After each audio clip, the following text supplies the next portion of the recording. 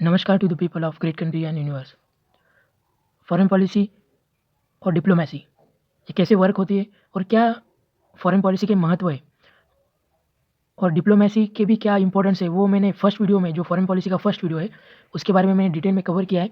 ये जो वीडियो है ये सेकंड वीडियो है फॉरेन पॉलिसी पे, और ये महत्वपूर्ण है जो भी गवर्नमेंट एग्जाम के लिए प्रिपेयर कर रहा है और आम नागरिक आने वाले वक्त में। जैसे वर्ल्ड इज ग्लोबलाइज, तो ग्लोबलाइज वर्ल्ड में फॉरेन पॉलिसी के क्या महत्व होते हैं, ये इसके बारे में हम इस वीडियो में चर्चा करेंगे। और पार्ट 1 में भी इसके बारे में मैंने डिटेल में चर्चा की है।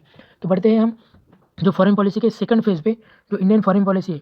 मैंने 6 फेज़ में इंडियन फॉरेन पॉलिसी को डिवाइड किया है, तो उसका फर्स्ट फेज़ में कवर कर चुका ऑलरेडी पार्ट 1 में, और सेकंड फेज़ से मैं चालू करूँगा। तो बने रहिए इस वीडियो में।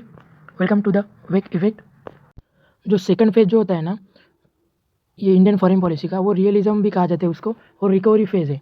क्योंकि 1962 में इंडिया और चाइना का वॉर हुआ था।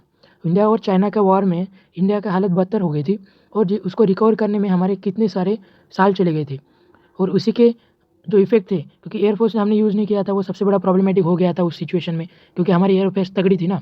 अगर उसके बारे में आपको डिटेल्स जानना है, इस वॉर के बारे में इंडिया और चाइना का, तो इस वीडियो में मैंने कवर किया है।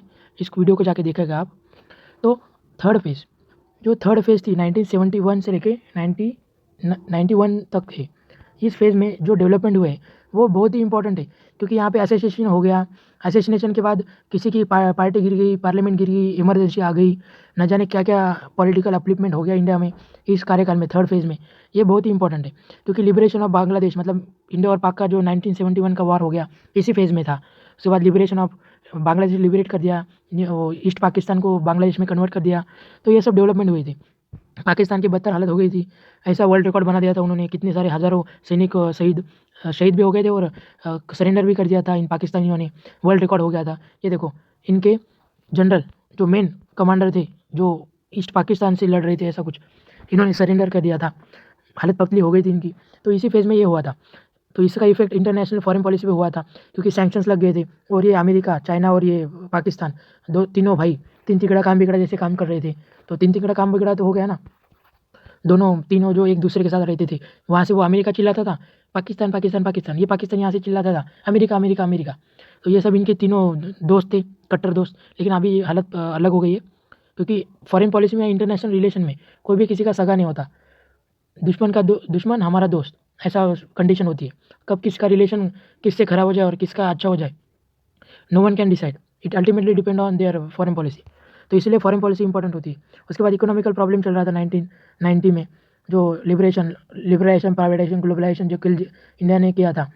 जो मनमोहन सिंह इन्वायरमेंट और इकोनॉमिकल डेवलपमेंट कर रहे थे, तो इसी कार्यकाल में हुआ था। इकोनॉमिकल क्राइसिस चल रहा था इंडिया में, बहुत ही प्रॉब्लमेटिक चल रहा था। उसके बाद 1974 में जो पोखरण 1 था, वो भी इसी कार्यकाल में हुआ था।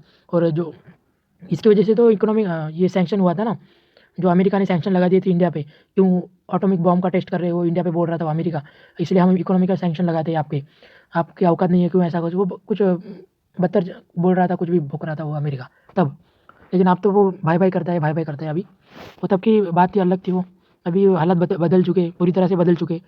तो ये थर्ड फेज़ में हो रहा था प्रॉब्लमेटिक। और फोर्थ फेज़ में अगर बात करें, सेफ गार्डिंग स्ट्रैटेजी अपनाई थी गवर्नमेंट ने 91 से लेकर 1998 में। लेकिन इसमें भी बवाल हो गया था, क्योंकि सेकंड जो 2 कंट्रीज़ थी, उसमें से यूएसएसआर तो सेपरेट हो गया था ना, तो रह कौन गया था, अमेरिका। मतलब यूनिपोलर बाइपोलर में से कन्वर्ट करके यूनिपोलर हो गया था America. USSR is not become a global power, and America is emerging global power instead of Russia. So unipolar में कन्वर्ट हो गया था। उसके बाद अमेरिका ही सबसे सुपर पावर रह गया था, यूएसएसआर की वाट लग गई थी पूरी। उसके बाद हमने फिर सेकंड न्यूक्लियर टेस्ट कर लिया था, तो फिर से इकोनॉमिकल सैंक्शन लगे थे इंडिया पे, या अमेरिका ने इकोनॉमिकल सैंक्शन लगा दिया था। तब भी इंडियन की जो न्यूक्लियर पॉलिसी है वो चेंज हो गई थी, क्योंकि India no more become a nuclear power. India nuclear power हो गया था ना, तो इंडिया की स्ट्रैटेजी बढ़ गई थी ग्लोबल लेवल पे। इंडिया जो है वो न्यूक्लियर पावर बन गया। उसके बाद न्यू टेक्नोलॉजी डेवलपमेंट करने लगा।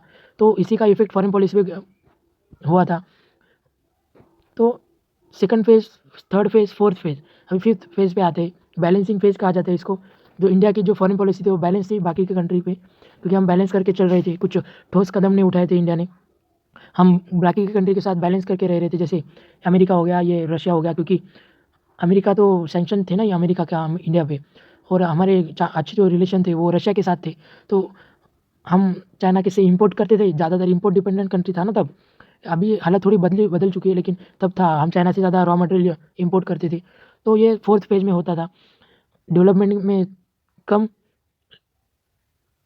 भर देते थे, इकोनॉमिकल अपलिफ्टमेंट में ज़्यादा भर देते थे, लेकिन हालांकि उसका ज़्यादा उपयोग नहीं हुआ था। लेकिन अभी फोर्थ फेज की अगर बात करें तो अभी जो चल रही है, तो ये वर्ल्ड नोन है, क्या हो रहा है, किधर क्या हो रहा है, कैसे डेवलपमेंट हो रहा है, ये सबको पता है। इसमें कोई चर्चा करने वाला नहीं हूँ मैं आगे, क्योंकि सबको पता है कैसे कैसे चल रहा है न्यू न्यू डेवलपमेंट, तो उसके बारे में नहीं बताऊँगा।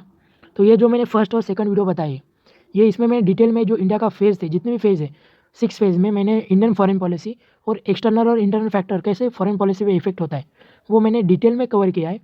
और उसकी अगर कोई चेंजेस आते हैं फॉरेन पॉलिसी में, तो मैं इस वीडियो में कंप्लीट में बताऊंगा, अगले वीडियो में अगर कोई चेंजेस आते हैं तो। और जियो पॉलिटिक्स कैसे वर्क करती है ग्लोबल में, वर्ल्ड में, उसके बारे में मैंने इस वीडियो में कवर किया है। और इस वीडियो को जाके देखिएगा आप, आपको नए ग्लोबलाइजेशन और जियो पॉलिटिक्स कैसे वर्क होती है इसके बारे में पता चलेगा।